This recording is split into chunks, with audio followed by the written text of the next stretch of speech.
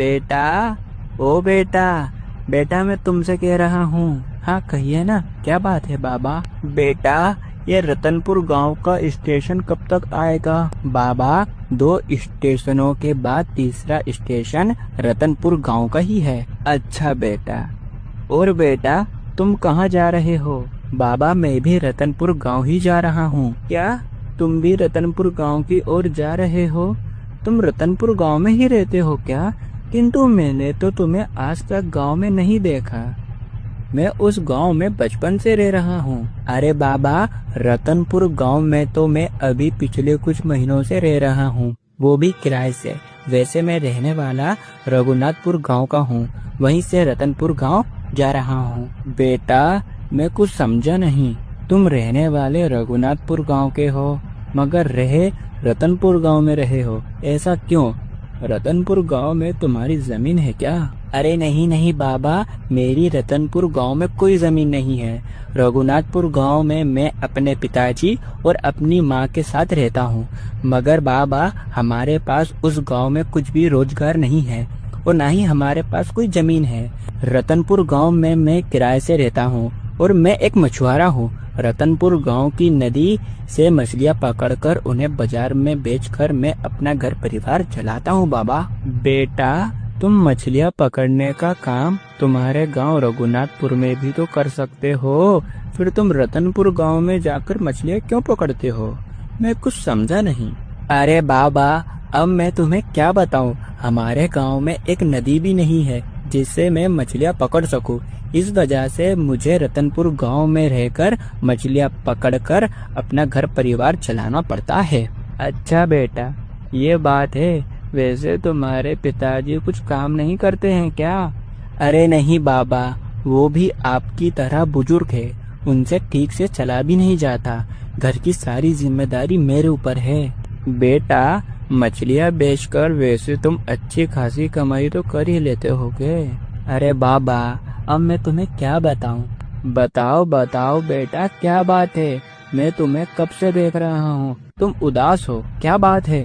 अरे बाबा, मेरा दुख आपको बताने से वो दुख कम नहीं होगा। बेटा, ये बात तो तुमने बिल्कुल सही कही, मगर दुख बताने से मन का बोझ हल्का होता है। बेटा, बताओ क्या बात है? बाबा, मैं मछलियाँ पकड़ तो लेता हूँ, मगर मैं उन मछलियों को बाजार में बेच नहीं पाता हूँ। बस यही मेरे जीवन का सबसे बड़ा दुख है। क्या ये दुख तुम्हारे जीवन का सबसे बड़ा दुख है? मैं तुम्हारा दुख कुछ समझा नहीं बेटा। ये कैसा दुख हुआ? तुम मछलियाँ पकड़ तो लेते हो, फिर तुम उन्हें बाजार में क्यों नहीं बेच पाते हो? मैं कुछ समझा नहीं। बाबा, जब मैं मछलियाँ पकड़कर उन्हें बाजार में बेचने के लिए जाता हूँ, तब कुछ न कुछ ऐसा होता है कि मैं उन्हें बाजार में बेच ही नहीं पाता हूँ। मेरी किस्मत कभी भी मेरा साथ नहीं देती है बाबा। अरे नहीं बेटा, तुम्हारी किस्मत खराब नहीं है, देखना एक दिन सब ठीक होगा। वैसे बेटा, अभी तुम अपने घर क्यों गए थे?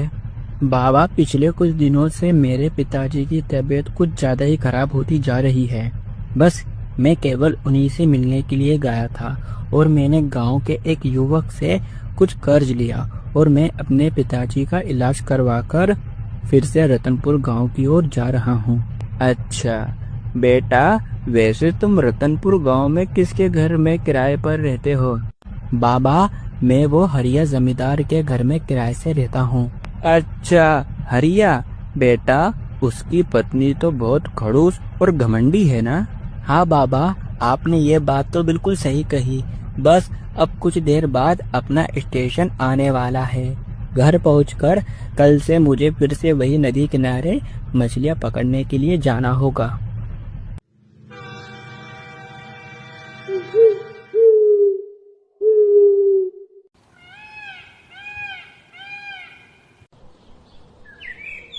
सुबह का समय था। रामू मछुआरा नदी की ओर जा ही रहा होता है कि तभी उसे रास्ते में हरी मिलता है। अरे रामू, इतनी सुबह सुबह किस ओर जा रहा है? अरे हरी, कहाँ जाऊंगा? मेरे नसीब में तो हर रोज वो नदी पर जाकर मछलियाँ पकड़ना ही लिखा है, वहीं जा रहा हूँ।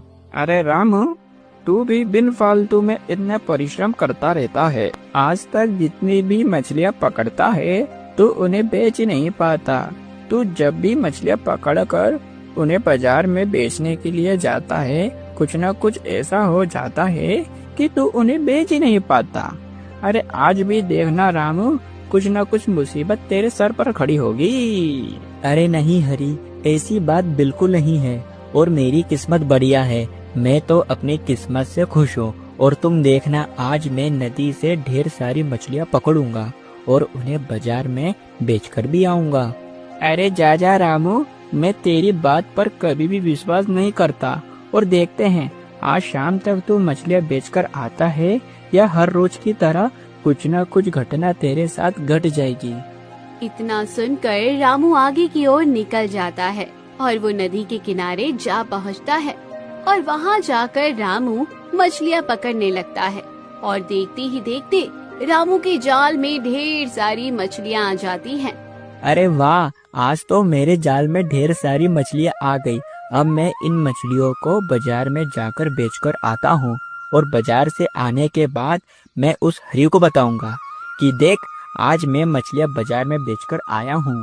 रामू ये कह रहा होता है कि तभी उसे एक शेर की आवाज सुनाई देती है।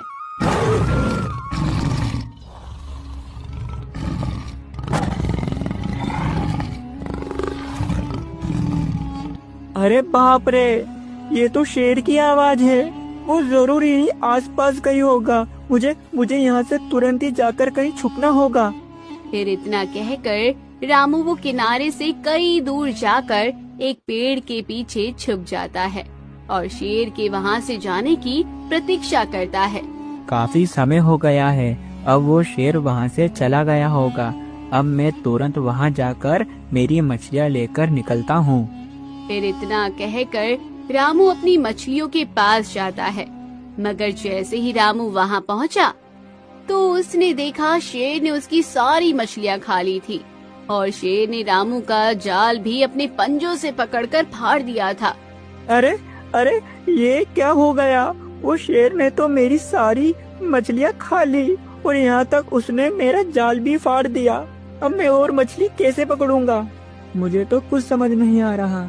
पता नहीं मेरे भाग में क्या लिखा है। गांव वाले बिल्कुल सच कहते हैं, मैं पनौती हूँ। मेरा भाग मेरा कभी साथ नहीं देता। मैंने आज सुबह से इतनी मेहनत करके इतनी सारी मछलियाँ पकड़ी थी। अब यहाँ खड़े रहने से कोई फायदा नहीं होगा। अब मुझे घर की ओर चलना चाहिए। फिर इतना कहकर रामू अपने घर की ओर निकल जाता है। थोड़ी दूर चलने पर उसे गांव के कुछ युवक दिखते हैं। अरे क्या हुआ रामू? तू इतना घबराया क्यों लग रहा है? क्या बात है? सब ठीक तो है ना? अरे हरिया बाबा, अब मैं तुम्हें क्या बताऊं? मैंने आज नदी किनारे जाकर ढेर सारी मछलियाँ पकड़ी थी, मगर वहाँ पर एक शेर आया। फिर रामू ने सारी घटना उन युवक को बताई।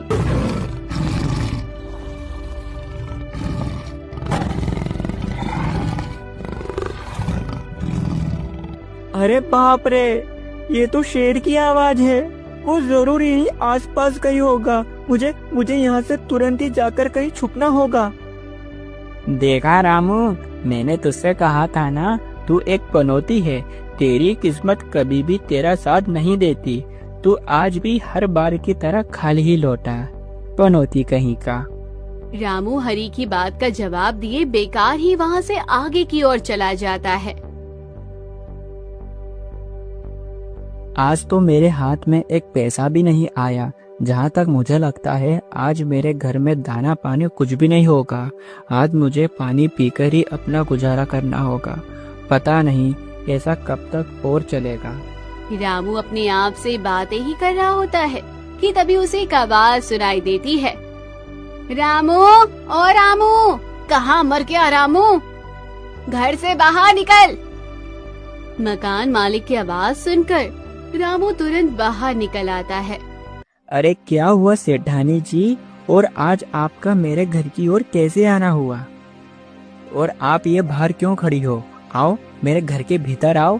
अरे मैंने अपने जीवन में तेरे जैसा झूठा युवक आज तक नहीं देखा। झूठ पर झूठ, झूठ पर झूठ, झूठ। क्या हुआ सेठानी जी, आप मुझे इतना बुरा भला क्यों कह रही हो? मुझसे कुछ गलती हो गई है क्या? अरे गलती तुझसे नहीं मुझसे हुई है, जो मैंने तुझ जैसे झूठे को अपना घर किराए पर दे दिया, और तू अभी तुरंत ही मेरा घर खाली कर। अरे सेठानी जी, अगर आप मुझसे ये घर खाली करवा लोगी तो फिर मैं कहाँ जाऊँगा, कहाँ रहूँगा, जरा बताइए। मुझे वो कुछ नहीं पता रामू, मैं केवल तुझे इतना कहती हूँ कि तू मेरा घर खाली कर। पिछले 4 महीनों का किराया बकाया है, अभी तक तो तूने मुझे एक पैसा भी नहीं दिया है।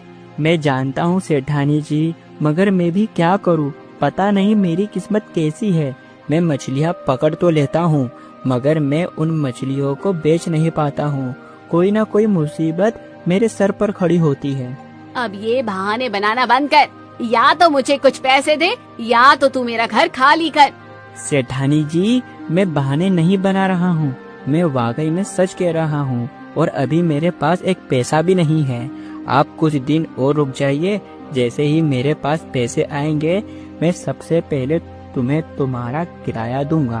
देख रामू, मेरे पास हर रोज फालतू का समय नहीं है जो मैं तुझसे हर रोज यहाँ आकर बातें करूँ। मैं तुझे केवल 10 दिन की मोहलत और देती हूँ। अगर तूने इस बीच में मेरा किराया नहीं चुकाया तो मैं तुझे अपने घर से निकाल दूंगी।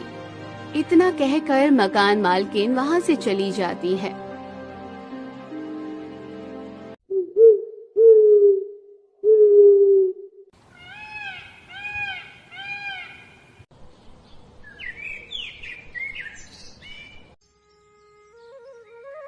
फिर अगले दिन की सुबह रामू अपनी नाव में बैठकर नदी के बीचों बीच मछलियाँ पकड़ने लगा, और देखते ही देखते रामू के जाल में ढेर सारी मछलियाँ आती जा रही थी। अरे वाह रामू, ये तरकीब तो मेरे खूब काम आ रही है।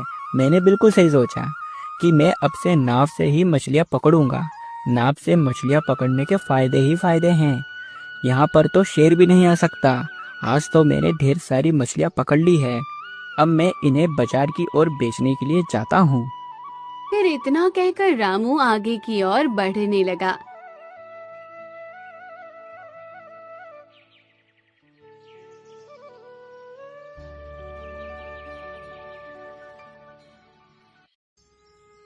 और थोड़ी देर बाद अचानक से एक तूफान आने लगा, जिस कारण एक पेड़ की डागाल टूटकर रामू की नाव में जा गिरी।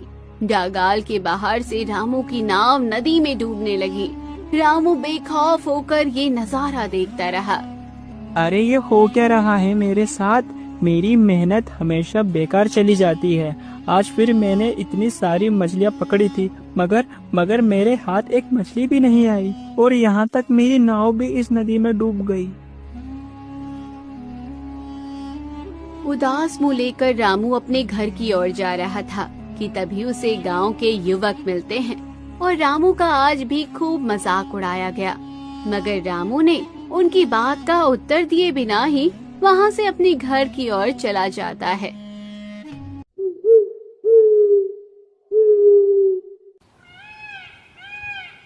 फिर अगले दिन की सुबह रामू अपना जाल लेकर नदी की ओर निकल जाता है, और फिर रोज की तरह रामू नदी किनारे बैठकर मछलियां पकड़ने लगा। मगर आज उसके जाल में एक मछली भी नहीं आ रही थी। रामू थोड़ी देर और प्रतीक्षा करके देखता है, मगर उसके जाल में एक भी मछली नहीं फंसी। अरे ये जाल भी खाली ही आया। सुबह से इस नदी में 10 बार जाल डाल चुका हूँ, मगर एक बार भी मेरे जाल में एक मछली भी नहीं आई। पता नहीं मेरे साथ ये हो क्या रहा है, मुझे तो कुछ समझ नहीं आ रहा। गांव वाले एकदम सही कहते हैं, मेरी तकदीर ही फूटी है।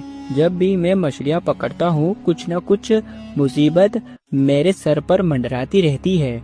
ऊपर से मकान मालकिन का कर्ज भी चढ़ता जा रहा है। आखिर मैं करूँ तो क्या करूँ? रामू की गड़गड़ाहट सुनकर वहाँ एक साधु महाराज आते हैं और कहते हैं, बेटा, ये तुम्हारी आंखों में आंसू क्यों आ रहे हैं? क्या बात है, तुम इतने दुखी क्यों हो रहे हो? अरे साधु महाराज, मेरा दुख आपको बताने से वो दुख कम नहीं हो जाएगा। अरे बेटा, क्या बात है? तनिक तुम अपनी समस्या मुझे बताकर तो देखो। साधु महाराज, जिसकी किस्मत फूटी हो ना, उसके जीवन में केवल दुख ही लिखा होता है। मैं एक मछुआरा हूँ, केवल नाम का ही। मैं जब भी मछलियाँ पकड़ता हूँ और फिर मैं उन्हें बाजार में बेचने के लिए जाता हूँ, तभी कुछ न कुछ समस्या आ ही जाती है और इसी कारण गांव वाले सभी मेरा मजाक उड़ाते हैं। साधु महाराज, मैं अपने जीवन से बड़ा ही परेशान हूँ। पता नहीं मेरे भाग में लिखा क्या है। अरे नहीं बेटा, नहीं, अपने भाग्य को लेकर इतने परेशान मत हो। मुझे तुम्हारा भाग्य देखकर लगता है कि तुम्हारे भाग्य में राज सुख लिखा है, तुम राजा बन सकते हो। अरे साधु महाराज, आप भी गांव वालों की तरह मेरा मजाक बना रहे हो। यहाँ मेरे पास रहने के लिए घर, खाने के लिए खाना और पहनने के लिए ढंग के कपड़े नहीं हैं। मैं कहाँ से राजा बन सकता हूँ? आप जाइए, मुझे अपने हाल पर छोड़ दीजिए। बेटा, मैं एक तपस्वी ब्राह्मण हूँ, मेरी वाणी हमेशा सत्य होती है। पुत्र, देखना, एक दिन तुम राजा अवश्य बनोगे। मेरी बात तुम ध्यान में रखना पुत्र। इतना कहकर साधु महाराज मुस्कुराकर वहाँ से चले जाते हैं।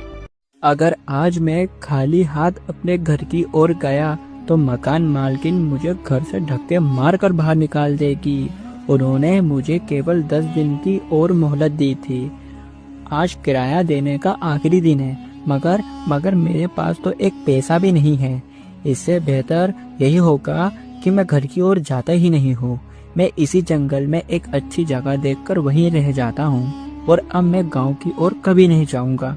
वहाँ सभी मेरा मजाक उड़ाते हैं। फिर इतना कहकर रामू जंगल के भीतर जाने लगा और कुछ दूर चलने के बाद उसे एक गुफा नजर आई।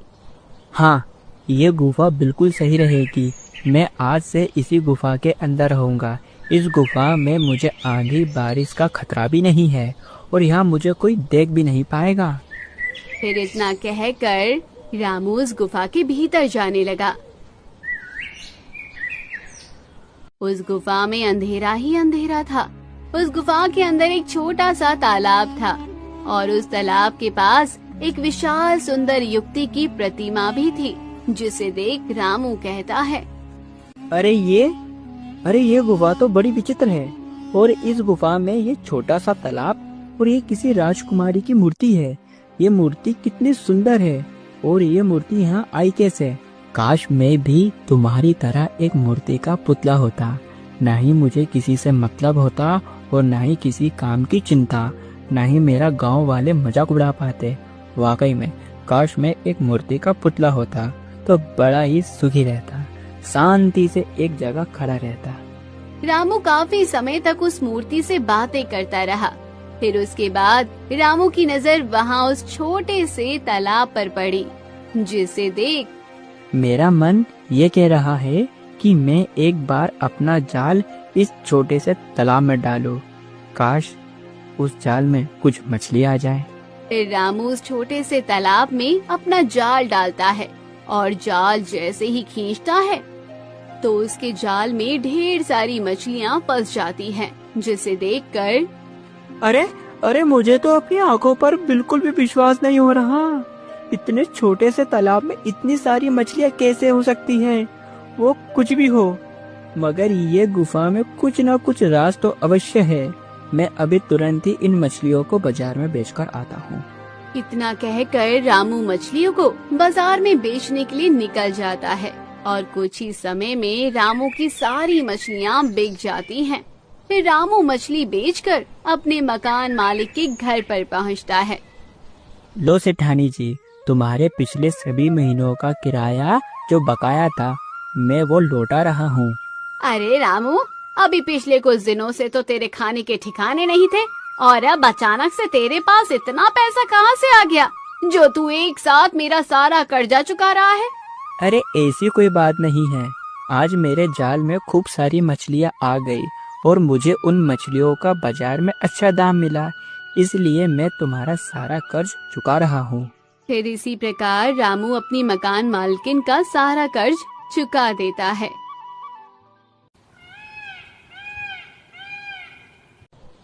फिर रामू अगले दिन की सुबह उस गुफा की ओर निकल जाता है।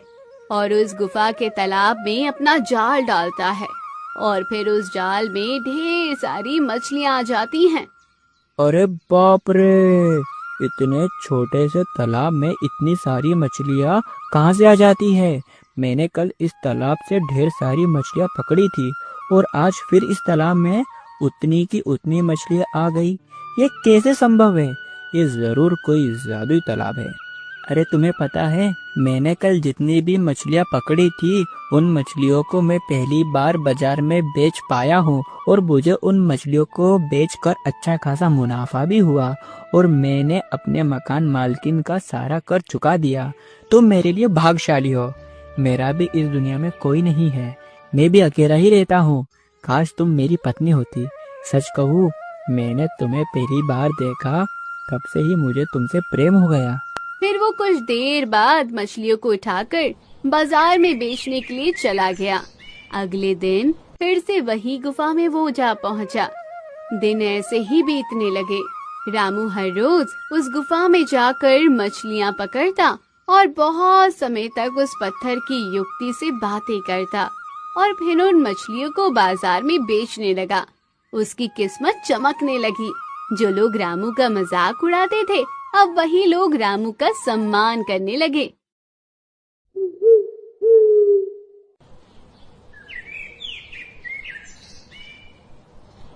फिर एक दिन रामू उस गुफा में उस मूर्ति से बातें कर रहा होता है।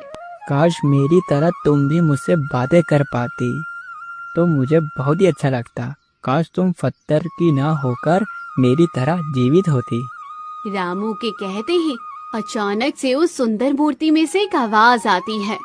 मैं कब से तुम्हारी बातें सुन रही थी रामू। तुम्हारी सच्चाई ने मेरे अंदर की आत्मा को जीवित कर दिया है।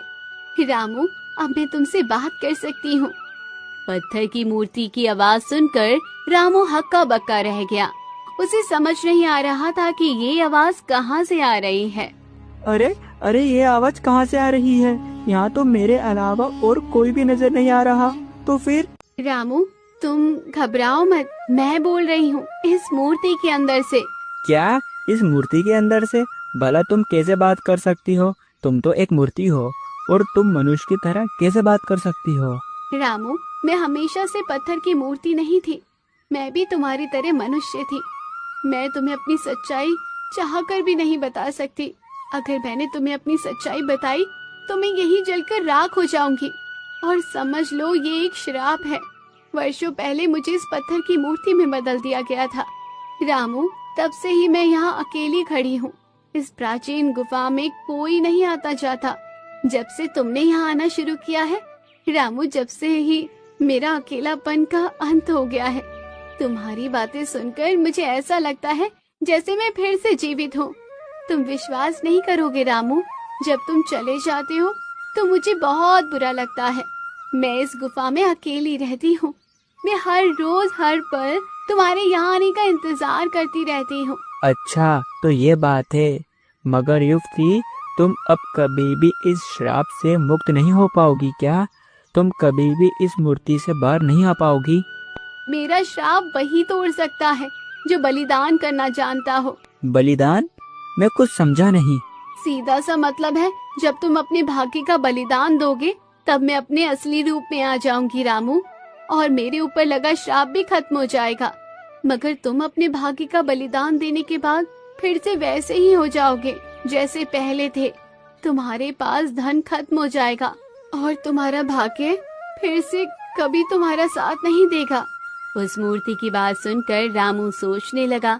अगर मेरे भाग्य का बलिदान करने से ये युक्ति श्राप से मुक्त हो सकती है तो मुझे ऐसा करना ही चाहिए। ये युवती कौन होगी? किसकी बेटी होगी? इसके पिता को इसकी कितनी चिंता होगी? मेरा तो क्या है, मेरा इस दुनिया में है ही कौन? उसकी तो मुझे आदत ही हो गई है। नहीं नहीं, मुझे इस युवती की मदद करनी होगी। देखो युवती, मैं बलिदान देने के लिए तैयार हूँ। सच तो ये है, मैं तुमसे प्रेम करता हूँ। और फिर वो प्रेम ही ऐसा क्या जो अपनी प्रेमिका के लिए एक छोटा सा बलिदान ना दे सके? रामू, तुम जरा सोच समझ के ये बलिदान देना। जो तुम करने जा रहे हो ये कोई आम बात नहीं है। इससे तुम्हारा जीवन भी पलट सकता है। तुम्हारी किस्मत फिर कभी तुम्हारा साथ नहीं देगी। तुम मेरी चिंता मत करो युवती, मुझे तो इन सब की आदत हो गई है। और युवती, तुम्हें मुक्त कराने के लिए मुझे कैसे बलिदान देना होगा? तुम्हें सच्चे मन और श्रद्धा से ये कहना होगा कि मैं अपने भाग्य का बलिदान देना चाहता हूँ। युवती की बात सुनकर रामू वही कहता है। मैं अपने भाग्य का बलिदान देता हूँ और मैं ये चाहता हूँ कि ये युवती का श्राप नष्ट हो जाए और ये अपने वास्तविक रूप में वापस आ जाए। रामू के कहते ही अचानक से वो पत्थर की युवती एक सुंदर राजकुमारी में बदल जाती है। तुम्हारी वजह से रामू मैं शाप मुक्त हो गई हूँ। मेरा नाम राजकुमारी गायत्री है। मैं इस राज्य के महाराज रतन सिंह की बेटी हूँ। अरे बाप रे बाप, अभी कुछ महीने पहले ये खबर आई थी कि महाराज रतन सिंह की बेटी गायब है। मेरा किसी ने अपहरण नहीं किया था। मेरे अहंकार के कारण मुझे एक साधु महाराज ने श्राप दिया था। वो दोनों बात ही कर रहे होते हैं कि तभी वहाँ साधु महाराज प्रकट होते हैं। अरे आप तो वही साधु महाराज हो ना, जो अभी मुझे कुछ दिनों पहले नदी किनारे मिले थे। हाँ हाँ पुत्र, मैं वही साधु महाराज हूँ और मैं वही साधु हूँ जिसने इस युवती को श्राप दिया था।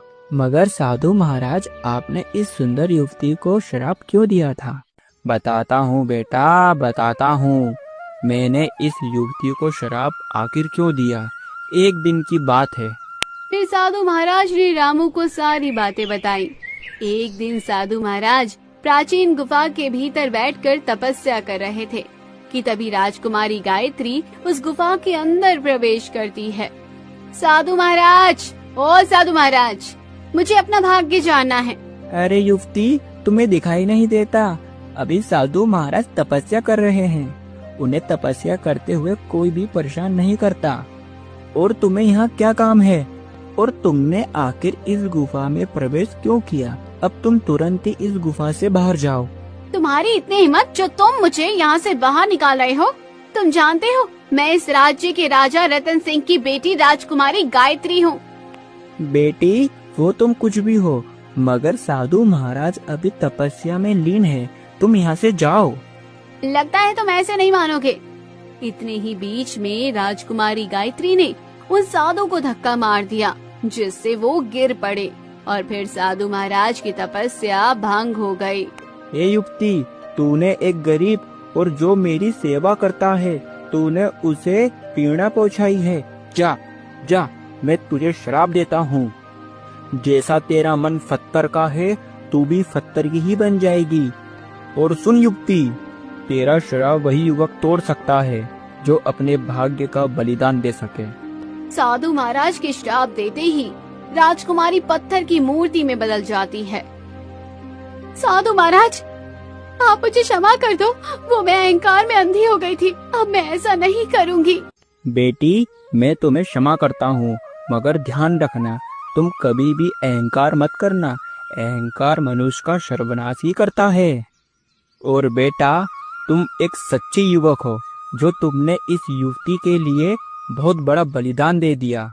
मगर तुम बिल्कुल भी चिंता मत करो, तुम्हारा भाग्य हमेशा तुम्हारा साथ देगा।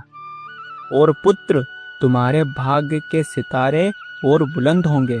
और बेटा, मैंने तुमसे एक बात कही थी कि तुम्हारे भाग्य में राजा बनना लिखा है।